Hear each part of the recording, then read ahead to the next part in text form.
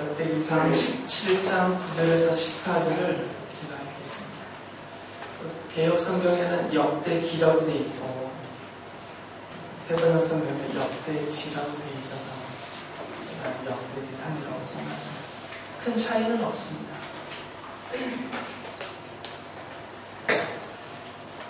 17장 9절부터 14절을 제가 읽겠습니다.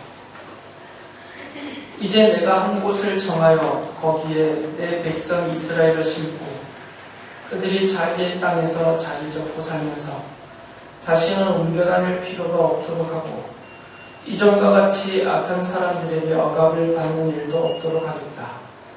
이전에 내가 내 백성 이스라엘에게 사사들을 세워준 때와는 달리 내가 내 모든 적을 굴복시키겠다.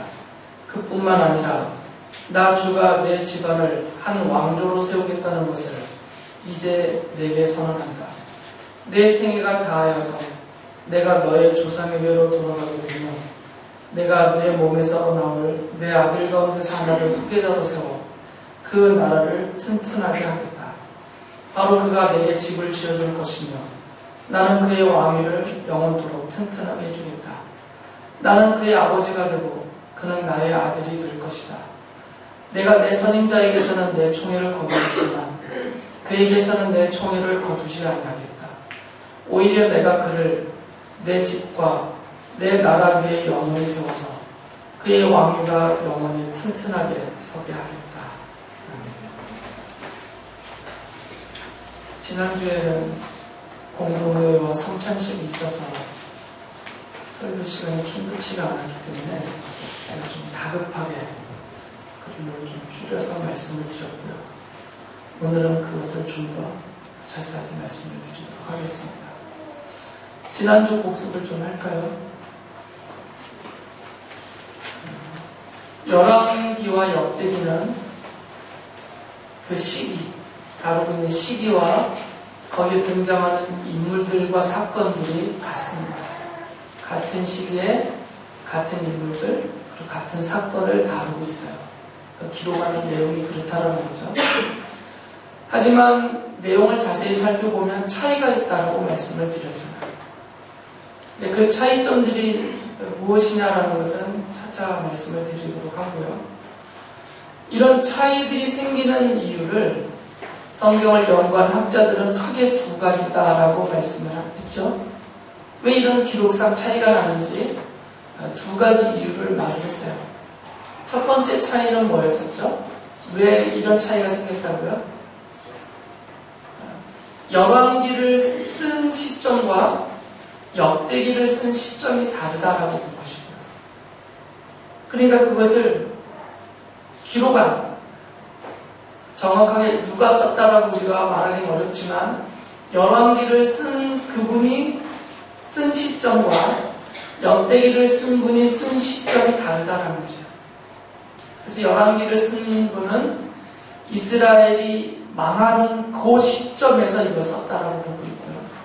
역대기는 망해서 바벨로니아에 포로로 끌려가서 70년이 지나고 하나님 약속하신 대로 다시 70년 만에 예루살렘으로 돌아와서 그리고 성전을 재건하고 성전 제사가 다시 시작이 되는 이쯤에 썼다라고 보는 것이에요. 거의 최소한 100년이 지난 것으로 보는 거죠. 최소한 100년에서 150년. 그러니까 기록의 시점이 다르고 그러니까 당연히 이것을 써서 읽도록 또는 들려준 것을 듣는 대상이 다르다는 거죠. 열왕기에서는 망하는 시점에 썼기 때문에 망해서 포로로 끌려가는 그들에게 들으라고 보고 들으라고 썼고 역대기는 이미 포로 생활을 거쳐서 2세대가 출생하고 그들이 돌아와서 예루살렘을 회복한 그 다음에 그들에게 대상으로 썼기 때문에 시점과 대상이 다르기 때문에 차이가 있다. 똑같은 사건을 다루어도 그렇게 보는 견해가 하나가 있고 또 하나의 견해는 이건 기록의 관점의 차이다라고 본다고 했어요. 그래서 열왕기라는 역사, 같은 시기의 역사이지만 열왕기와 역대기가 같이 다루는 그 역사를 보는 관점이 다르기 때문에 쓰는 것도 다르게 썼다 이렇게 보는 거겠죠. 그래서 그 두 관점은 뭐라고 했어요? 학자들이 말하는 것에 따르면 신명기적 역사관, 또 하나는 역대기적 역사관, 이렇게 부른다고 했어요. 편의상. 신명기적 역사관은 뭐냐면 모세의 신해산 언약에서 시작을 하는 겁니다. 모세의 신해산 언약에서 시작해요. 그래서 이 신해산 언약의 적용이 신명기인데, 신명기에서 강조한 게 뭐냐면 신해산 언약을 기초로 해서 이 약속대로 누가 복을 받고 누가 저주와 심판을 받느냐, 그것은 하나님의 말씀을 순종하느냐 불순종하느냐에 달려있다. 이런 관점에서 역사를 보는 거죠. 그래서 이스라엘의 역사를 쭉 써가면서 하나님의 말씀에 순종하는 자들을 향해서 하나님의 베푸신 복을 쭉 써놨어요. 그리고 또 한편에서는 하나님의 말씀을 불순종한 왕과 그 백성들에게 내린 하나님의 심판, 저주와 심판을 쭉 썼고요. 그 최종적인 결론으로 이스라엘이 망했다, 이렇게 결론을 짓죠. 그런데 역대기는 관점이 다릅니다. 학자들의 견해를 따르면 역대기는 이 모세 신해산 언약에서 시작하지 않고 누구의 언약에서 시작한다고 했어요? 다윗의 언약. 하나님이 다윗과 맺은 이 언약에서 모든 것을 바라본다라고 했어요. 그래서 다윗의 언약은 이스라엘 백성들 입장에서는 영원한 언약이에요. 하나님이 다윗에게 해주신 약속은 크게 두 가지라고 했죠. 무엇과 무엇이에요? 네, 다윗의 왕조와 다윗의 나라. 그러니까 다윗으로부터 시작해서 다윗의 후손들이 왕 위에 앉아서 이루는 그 다윗의 왕가, 그리고 그들이 그 왕 위에서 다스리는 그 나라, 다윗의 왕가와 다윗의 나라에 대한 영원한 약속이에요. 이것을 기초로 하고 있어요. 그렇기 때문에 이 역대기의 내용을 보면 북왕국 이스라엘은 거의 다루지 않습니다. 북왕국 이스라엘의 인물들이 몇 번 등장하지만 다 이 남왕국과 관계될 때만 나오는 것이고요. 열왕기는 북왕국 이스라엘과 남왕국 유대 역사를 동시에 평행선으로 쭉 기록하거든요. 객관적으로. 그러나 역대기를 보면 북왕국은 아예 취급을 안 해요. 그리고 남왕국 유다만 집중적으로 기록을 합니다. 왜 그럴까요? 이 유다는 누가 다스리는 나라예요? 다윗의 후손들이. 다윗은 이스라엘 전체 통일국가의 왕이었지만 다윗의 아들 솔로몬과 솔로몬 다음에 대를 르호보암께 둘로 갈라져 버렸죠. 여로보암을 중심으로 해서 북왕국 10지파가 독립을 해버리고 남왕국은 베냐민 조금 남아있는 베냐민 지파가 합쳐져서 유다 지파로만, 다윗이 유다 지파잖아요. 다윗의 후손들이 왕으로 다스리는 유다 지파로, 그래서 유다라는 나라로 독립이 됐어요. 분리가 됐죠. 그래서 이 남쪽 유다 왕국에 대해서만 집중적으로 기록을 해요. 그 이유는 이 다윗의 언약에서 시작하기 때문이에요. 그리고 역대기의 기록은 이스라엘이 완전히 망하여서, 그러니까 북왕국 이스라엘은 아시리아에게 주전 722년에 망하고 남왕국 유다는 바빌로니아에게 주전 586년경에 망하는데, 86년 혹은 87년 하면서 왔다 갔다 해요. 그때 망하는데 이 망한 것으로 끝나지 않고 역대기의 기록은 망하여서 포로로 끌려갔다가 70년 후에 다시 예루살렘으로 돌아왔다까지 기록하고 있어요. 그러니까 이 역대기의 관점은 아직 다윗의 언약이 파괴 안 됐다고 보는 거죠. 그래서 역대기를 쓰신 분은 이 다윗의 언약의 기초에서 비록 이스라엘이 하나님 앞에 불순종하고 우상을 숭배하여서 그 형벌로 70년이라는 잠시의 기간 동안 나라를 잃고 포로로 끌려갔지만 하나님 약속하신 대로 예레미야 선지자를 통해서 약속하셨거든요. 70년 만에 돌아오게 하겠다. 약속하신 대로 우리가 드디어 돌아왔다. 그리고 우리는 성전도 다시 지었다. 그리고 성전 제사가 다시 시작이 되고 하나님의 율법을 중심으로 해서 우리가 다시 부흥과 회복이 이루어지고 있다. 이런 관점, 그런 시점에서 역대기를 썼단 말이죠. 이런 차이가 있어요. 그래서 이것을 연구하신 학자들은 왜 열왕기와 역대기가 이렇게 차이가 나는가, 내용상 똑같은 것을 다루면서도 그 이유를 두 가지로 설명한 것입니다. 기록의 시점과 그 성경을 받은 대상이 다르다. 이게 첫 번째였고, 두 번째는 역사를 보는 눈이 다르다. 열왕기는 신명기적인 역사관으로 썼다. 그러니까 모세의 신에서 언약부터. 그러나 역대기는 다윗의 언약부터 시작한 역대기를 쓴 사람의 독특한 역사관에서 시작이 됐다. 이렇게 보는 거죠. 근데 지난주에 제가 말씀을 드렸듯이 저는 그것을 받아들이지 않는다고 그랬죠. 왜 그러냐면 충분히 이렇게 설명할 수는 있지만 이것만이다. 정말 이렇기 때문에 이런 차이가 났다라고 말을 다 끊어버리면 성경을 사람들이 쓴 것으로 말할 수밖에 없기 때문에.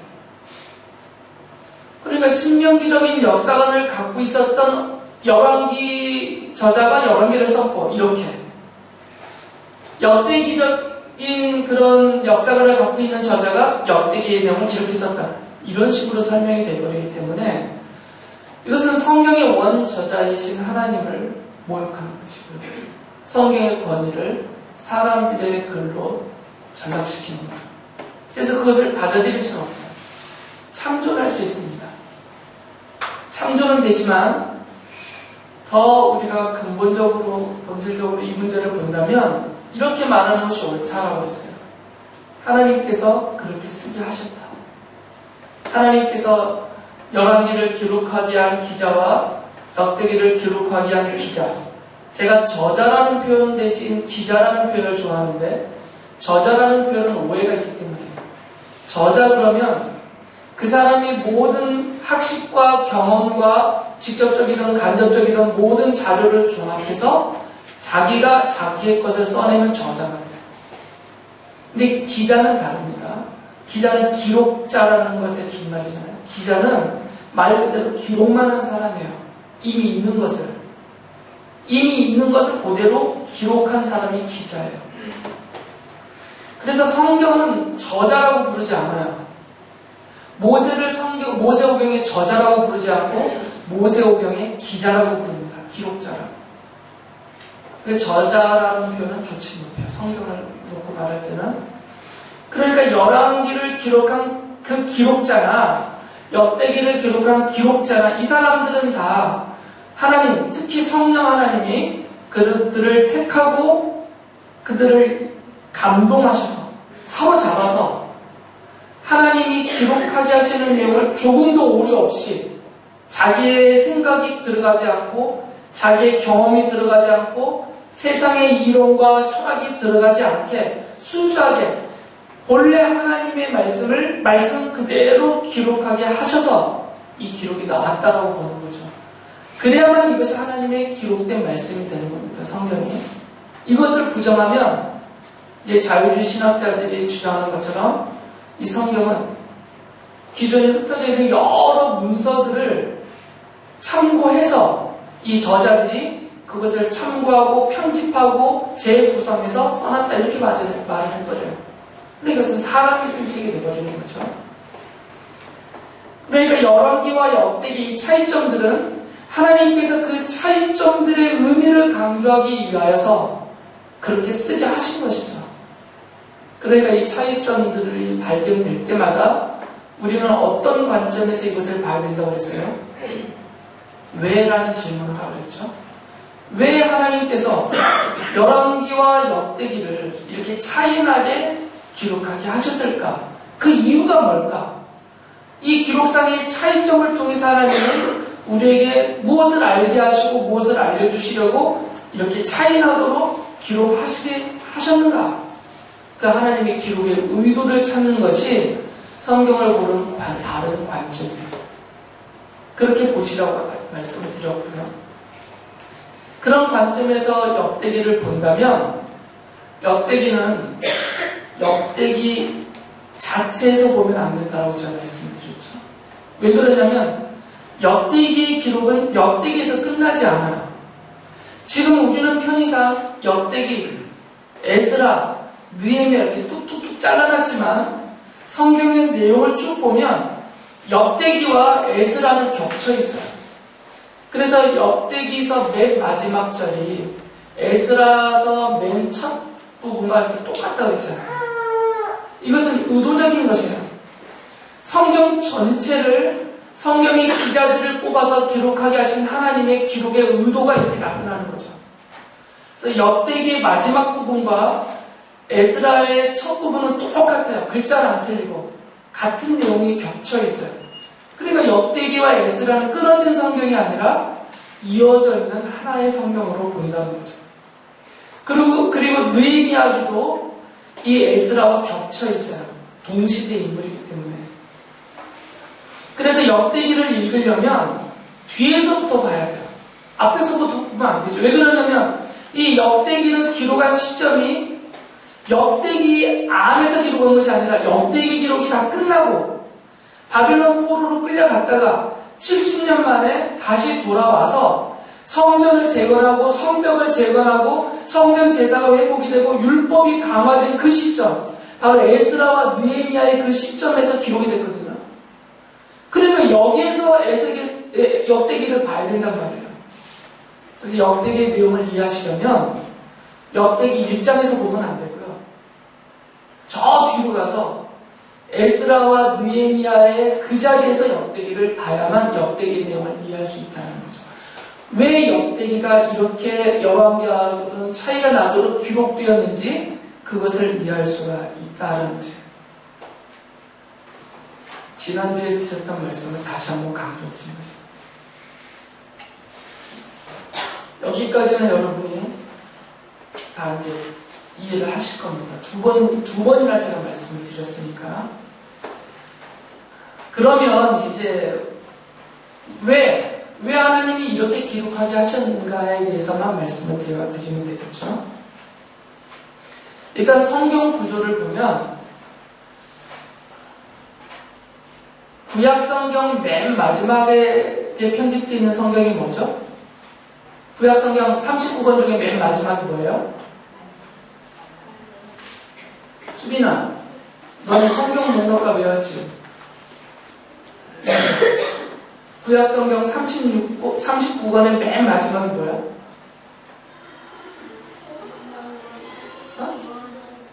뭐라고? 남자들, 유빈이. 얘네 다시 외우게 하세요. 헷갈린가 봐요, 저는. 뭐죠? 말라기예요. 그 명칭이 정확치는 않지만 말라기라는 선지자가 썼다라고 보통은 받아들여요. 그리고 말라기서가 구약 성경의 맨 마지막이에요. 그런데 이 말라기 선지자가 활동하던 시점이 언제냐면 느헤미야 때란 말이에요. 말라기 선지자가 활동하던 시점입니다. 그러니까 시기적으로 따지면 주전 586년에 남왕국 유다가 망하면서 완전히 이스라엘 전체가 망해서 바벨론의 포로로 끌려갔다가 70년 후에 여호수아와 스룹바벨을 중심으로 1차 귀환이 이루어져요. 1차 귀환하여서 성전을 짓기 시작합니다. 근데 바로 못 짓죠. 사마리아 사람들의 방해 때문에. 이게 늦어져요. 이게 계속 늦어지니까 학계 선지자, 스가랴 선지자가 나타나서 성전 동료를 해요. 건축을. 그래서 오랜 시간 후에 성전이 지어집니다. 이게 1차 귀환이에요. 그리고 2차 귀환은 언제냐면 에스라가 또 한 무리의 사람들을 이끌고 두 번째로 예루살렘으로 돌아와요. 그래서 에스라가 돌아와서 이미 세워져 있는 성전에서 율법을 가르치고 성전 제사를 회복하고 유월절을 지내면서 부흥을 시켜요. 3차 귀환은 언제냐면 에스라 다음에 느헤미야가 또 한 무리를 이끌고 또 돌아옵니다. 이게 3차예요. 1, 2, 3차의 귀환이 이루어져요. 성경에 써있는 것만 보면 사이사이에 개인적으로 왔는지 또 다른 무리가 왔는지는 기록이 없기 때문에 말할 수 없지만 명확하게 성경에 나와 있는 바빌로니아 포로에서 돌아오는 그 귀환은 3차에 걸쳐 이루어지는데 마지막으로 느헤미야가 오거든요. 그 느헤미야가 성벽을 재건을 해요. 그리고 제사장 무리들이 이방인들과 결혼해서 완전히 혼탁한 상황이 있기 때문에 에스라와 함께 이것을 다 쫓아내고 그 혼인관계에 있었던 여인들을 다 내보내고 정결하게 만듭니다. 그 시점이 언제냐면 주전 440년에서 410년 그 사이에 그 일들이 이루어져요. 이때 활동했던 사람이 이 말라기 선지자입니다. 왜냐하면 말라기서에 있는 그 제사장 무리에 대한 이야기가 느헤미야서에서 똑같이 나오기 때문입니다. 그러니까 구약의 역사는, 기록된 구약의 역사는 어디에서 끝나냐면 느헤미야에서 끝나는 거죠. 말라기 선지자는 그 당시에 활동했던 인물이고, 그러니까 이 느헤미야기와 에스라 느헤미야와 말라기까지 포함해서 요때 상황을 가지고 역대기를 봐야 된다 그 말이죠. 역대기가 거기에서 기록된 기록이니까. 어떤 분들은 역대기를 에스라가 썼다라고 하는 분들도 있는데, 저자는 정확하게 누군지 우리는 몰라요. 그렇게 짐작만 할 뿐이죠. 그래서 여기서 중요한 점이 뭐냐면, 역대기 기록에서 강조하는 게 있어요. 오늘 읽어드린 성경 본문입니다. 오늘 읽어드린 성경 본문을 보면 사무엘하 7장 16절하고 내용이 달라요. 앞에 부분은 똑같습니다. 지금 이 역대기상 17장 제가 9절부터 읽어드린 13절까지의 내용과 사무엘하 7장 앞부분의 내용은 똑같아요. 그런데 마지막 한 절만 내용이 달라요. 한 절만. 사무엘하 7장 16절에 보면 하나님이 다윗에게 약속을 하실 때 뭐라고 말씀하셨냐면 내 집과 내 나라 이런 표현을 썼어요. 너의 집과 너의 나라를 영원히 튼튼하게 서게 해주겠다고 약속하셨거든요. 그런데 이 역대기의 기록을 보면 그게 주어가 바뀌어요. 나의 집과 나의 나라라고 바꿔요. 하나님께서. 사무엘하에서 다윗에게 처음 약속해 주셨을 때의 내용은 하나님께서 다윗의 후손을 통하여서 다윗의 집과 다윗 왕가죠. 다윗의 나라를 영원히 튼튼하게 해주겠다고 약속하셨는데 역대기에서는 이것에 대해서 설명을 해주기를 어떻게 설명해 주냐면 하나님이 약속하신 그 다윗 왕가와 다윗의 나라는 내 집과 내 나라 위에 세운다라고 되어 있어요. 이건 전혀 틀린 표현이 아니라 이 약속에 대한 구체적인 실현 방법을 주께서 말씀해 주시는 겁니다. 역대기에서는 사무엘기에서는 어떤 식으로 다윗의 왕가와 다윗의 나라를 영원히 튼튼하게 해줄지가 명확하게 안 나타나요.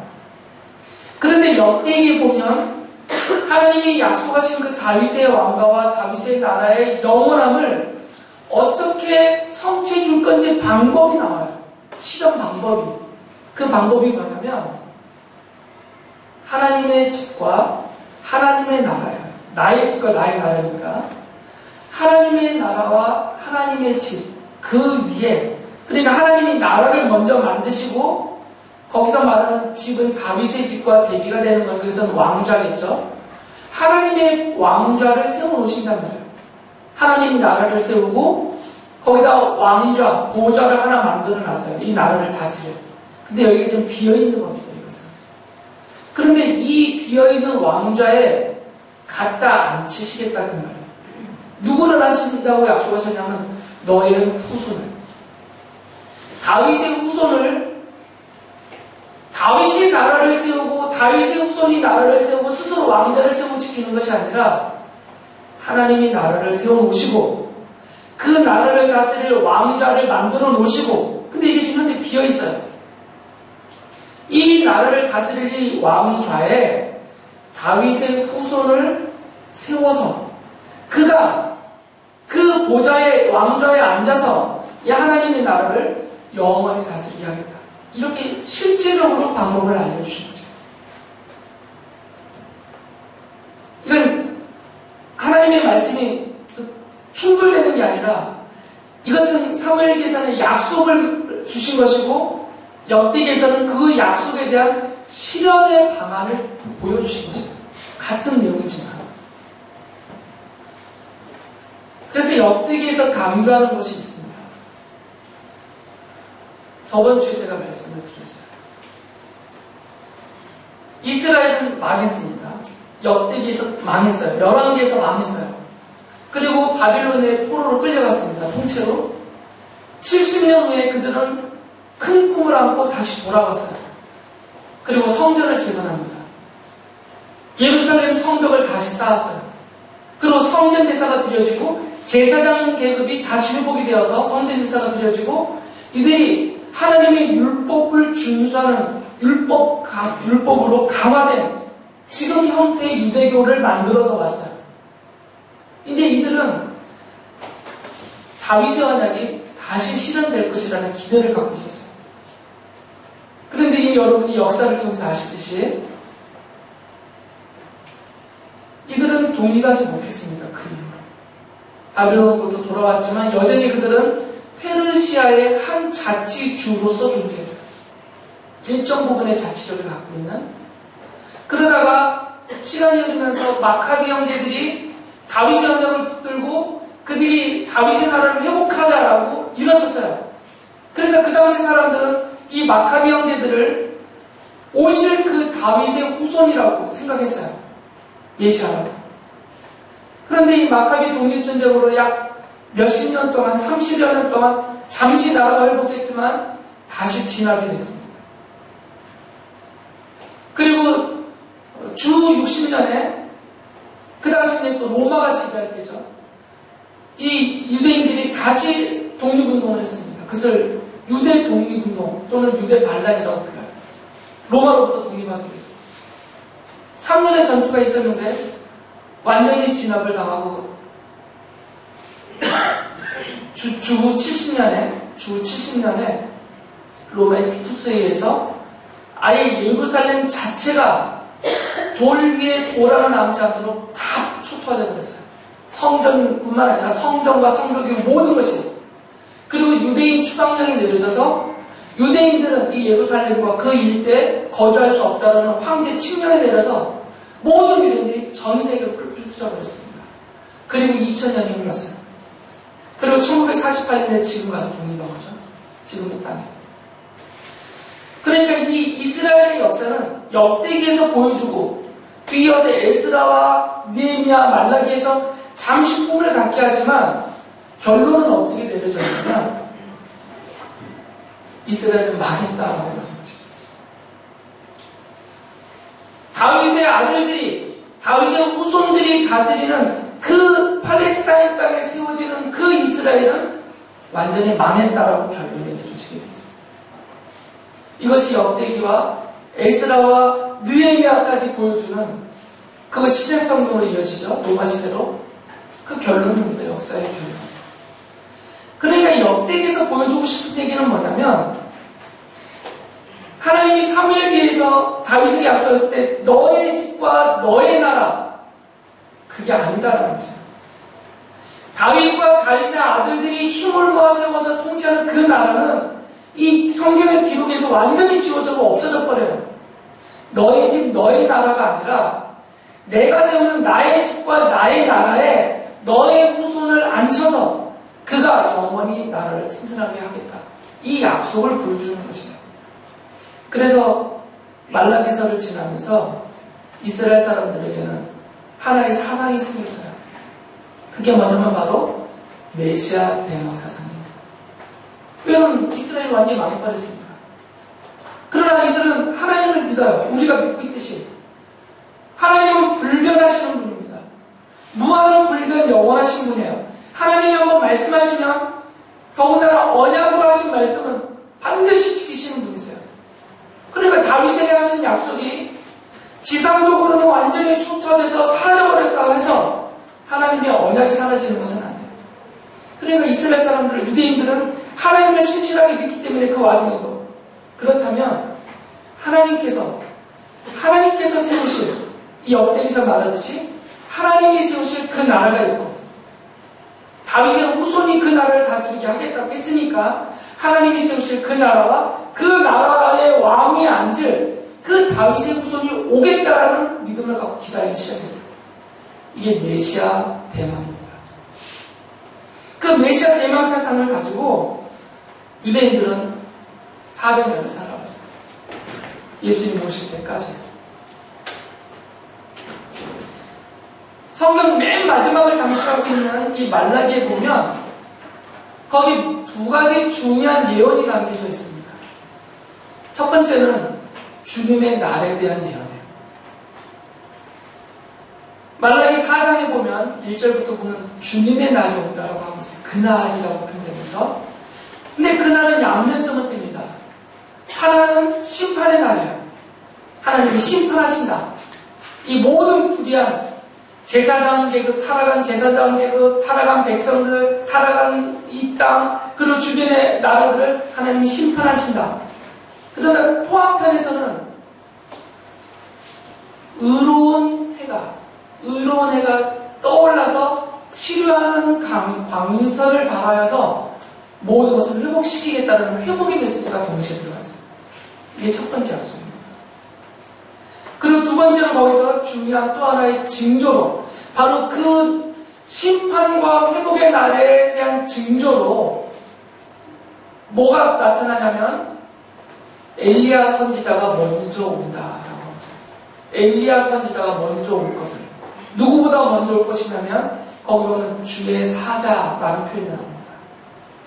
여호와의 사자, 여호와의 천사 또는 여호와의 특사 이렇게 번역되는 그 여호와의 사자가 오는 그때가 바로 그날인데, 이 여호와의 천사, 여호와의 사자가 오는 그날이 심판과 회복이 일어나는 날이고, 그를 통해서 치료의 의로운 광선이 펼쳐지는 바로 그날이 오는데, 그 날이 오기 전에 어떤 징조가 있냐면 엘리야가 먼저 올 것이다.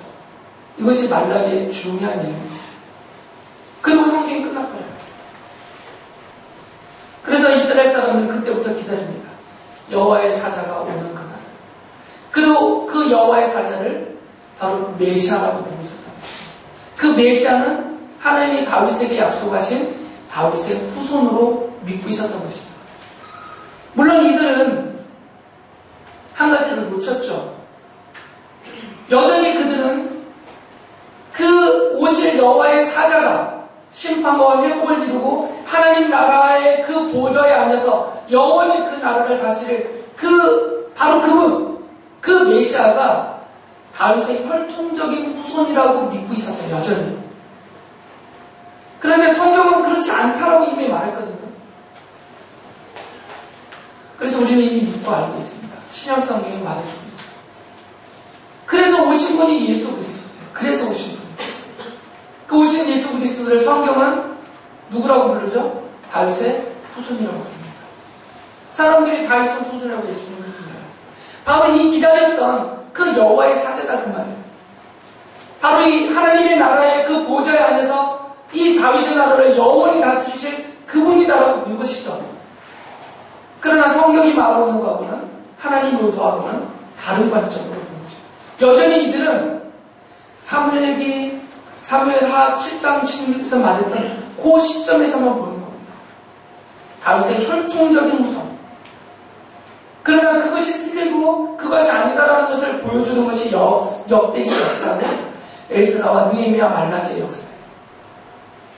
성경이 말하는 것은 하나님이 지으시는 나의 나라, 그리고 내가 만들어 놓은 나의 보좌, 그 보좌에 앉을 그 다윗의 후손은 혈통적인 다윗의 후손이 아니라 다윗의 언약적인 후손인 바로 예수 그리스도다.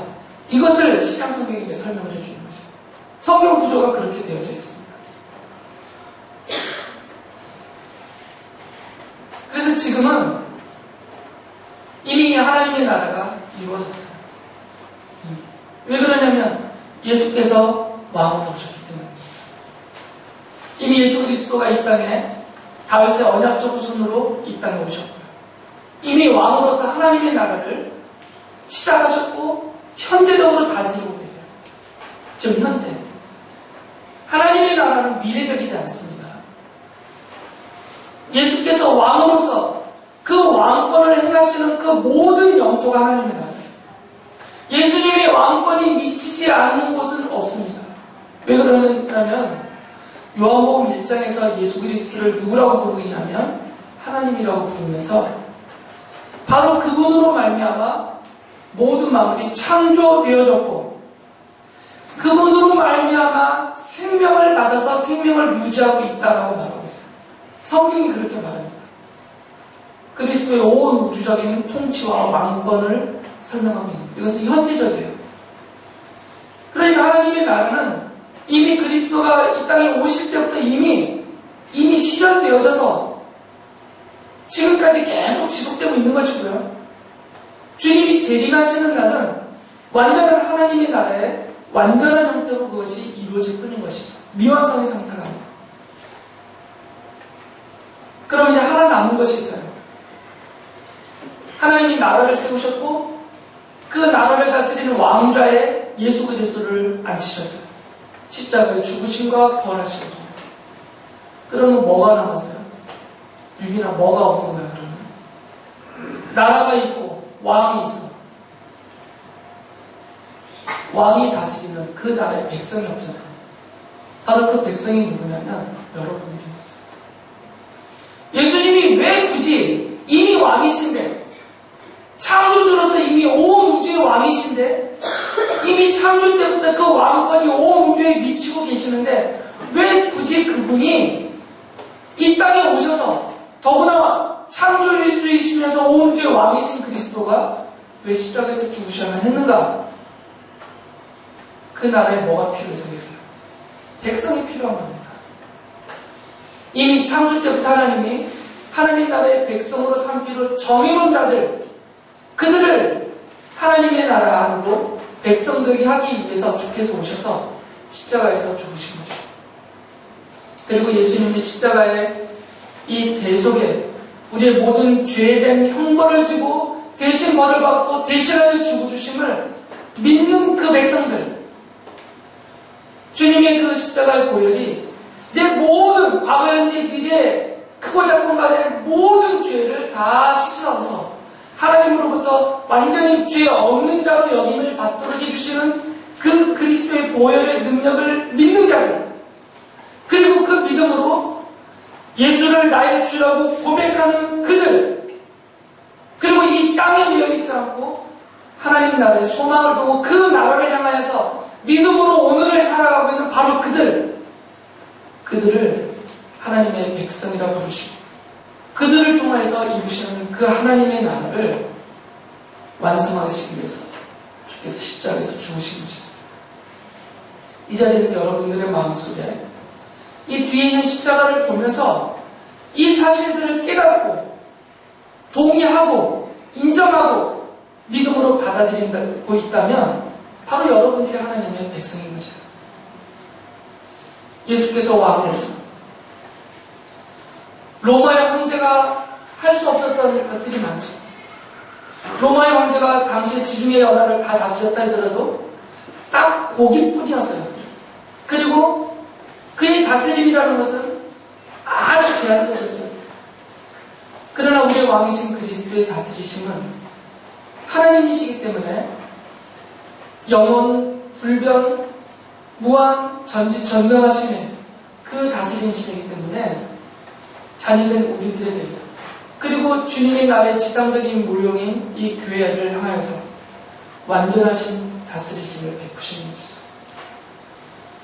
우리를 보호하실 것이고 또 우리를 인도하실 것이고 늘 돌보실 것이고 주님의 뜻을 이루는 도구로 우리를 사용하셔서 이 하나님의 나라를 이 땅에 펼치실 것입니다.